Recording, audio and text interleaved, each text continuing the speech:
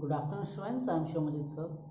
Today I am here to deliver my lecture on topic classification. This is from the chapter diversity in living organism. So today we will start a fresh new chapter, that is diversity in living organisms, and here we will discuss about classification. So without any delay, let's start with the topic classification from diversity in living organisms. So let's start. So let's start with the topic classification. This is from the chapter diversity in living organisms.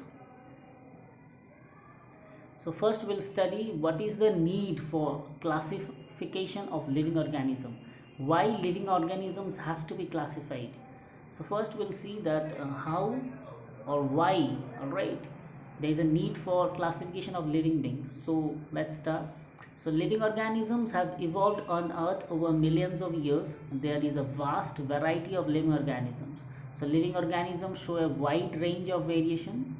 So some microscopic bacteria are of few micrometer in size, and some like whales and redwood trees are about 30 meters and 100 meters in size. So you can see a range in the size of a cell. You can see a microscopic bacteria that is few micrometer in size, whereas the well and redwood trees are 30 meter and 100 meter in size respectively. So some pine trees live for thousands of years, while the insects like mosquito die within a few days. Alright, so you can see a living span also, lifespan also. Pine tree are living for thousands of years, whereas insects, alright, few mosquitoes, alright, the mosquitoes are living for a few days. Then some organisms are colorless and even transparent, and some are brightly colored. Alright, so you can see some organisms are colorless, some are brightly colored. So to understand and study all these organisms is impossible. So in order to study all these organisms is impossible. So if they are arranged into different groups based on similarity in characters, then it is easier to study the different group as a whole. So in order to study the entire organisms of diversified species is very impossible, isn't it? Is next to impossible. That's why they have grouped it into similarities and dissimilarities, and then they can study it. So classification living organism. So the arranging of organism into different groups on the basis of their similarities in their characteristics is called classification of living organism. Alright, so what is classification of living organism? It is the arrangement of organism into different groups on the basis of the similarity in their characteristics is called classification of living organisms. Now let's see about the basis of classification of living organisms.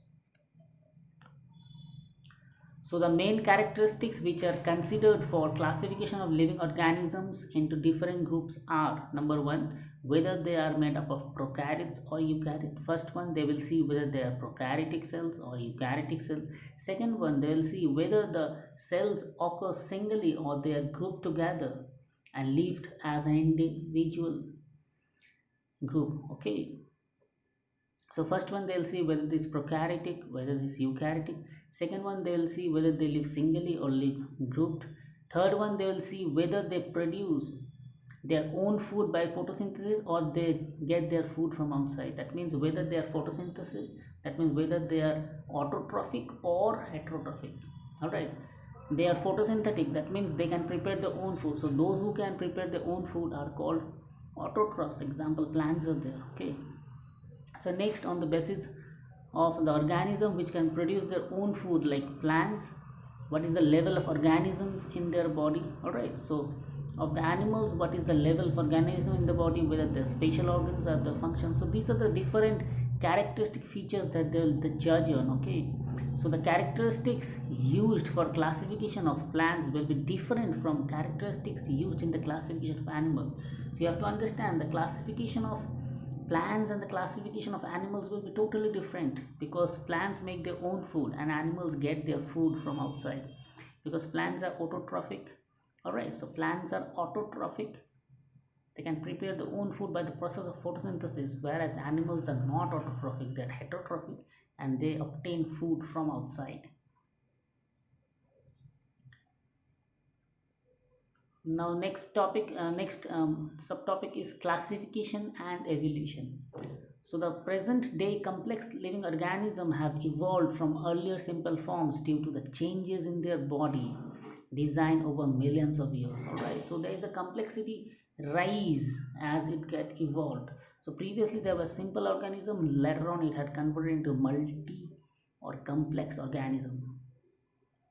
The body design of living organisms are gradually changing due to the changes in the environment and the need to adapt themselves to the changes in the environment. Okay, so some groups of organisms having ancient body design have not changed much during evolution and have simple forms and structure. So these organisms are called primitive or lower organisms. All right, so few organisms are called primitive, or those organisms that are called primitive or lower organism, they have a primitive body design. Okay, like we call it as prokaryotes, and some organisms have acquired their body design relatively to the recent and have complex forms and structures. So these organisms are called advanced or higher organisms. All right, so prokaryotes have a primitive features, eukaryotes have a advanced features. Okay, so we'll so let's see next topic, that is hierarchy of classification or groups. So living organisms have been broadly classified into five kingdoms. All right, so they are Monera, Protista, Fungi, Plantae, and Animalia. So each kingdom has been further classified into smaller subgroups at various levels, such as kingdom, division, class, order, family, genus, species. All right, so entire set of hierarchy will be same except the second line. You can see division oblique phylum. So division will be written for plants hierarchy or plant systematic position, and phylum will be written for animal systematic position. So for plants you will write kingdom, division, class, order, family, genus, species, whereas in animals you will write kingdom, phylum, class, order, family, genus, species. And you can see I have written it on a slant, all right, like a staircase, because you will see we'll study that group of species from genus, group of genus from family, group of family from order, group of order from class, and group of class from division, and group of division forms kingdom, this way for plants. All right, so by arranging organism on the basis of hierarchy and characteristics into smaller and smaller groups, we arrive at the basic unit of classification called species. All right, so what is a species? It is a group of organisms which are similar enough to breed and perpetuate. All right. Now moving to nomenclature. What is nomenclature? So all living organisms have been given scientific names which can be used to identify them anywhere in the world.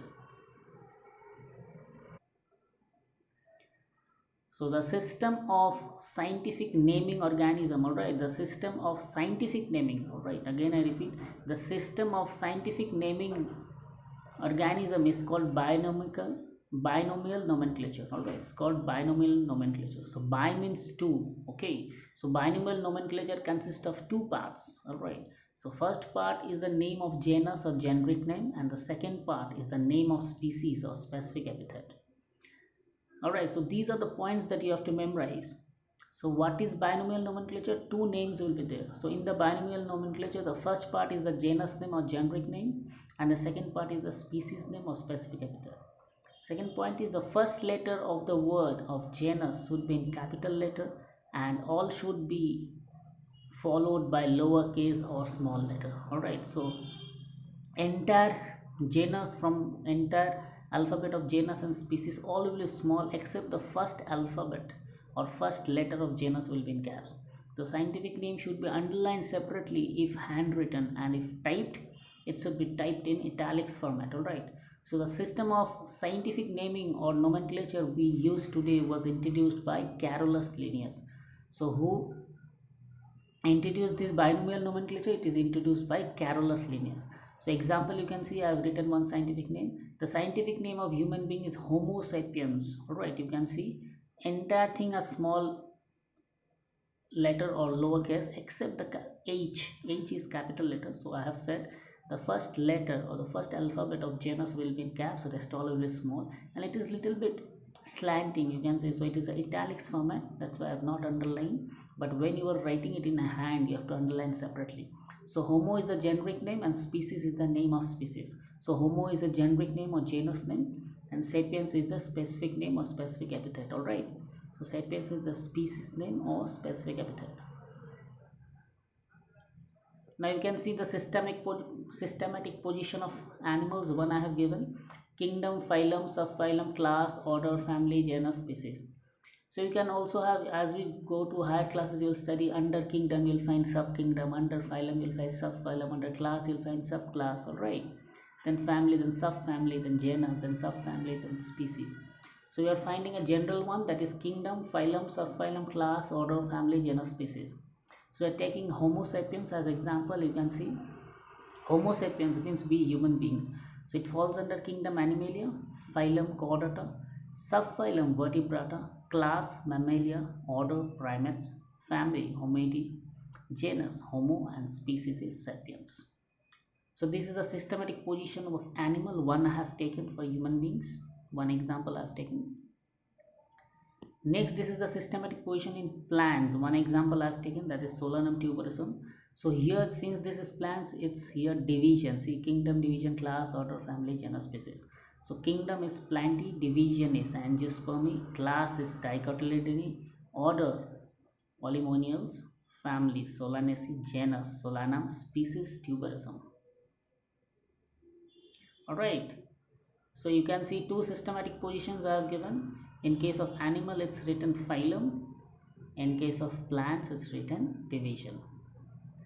So student, these are the homework questions. First is, which characters are used for basis of classification of living organism? Second question, what are the rules of writing binomial nomenclature? Third, define species.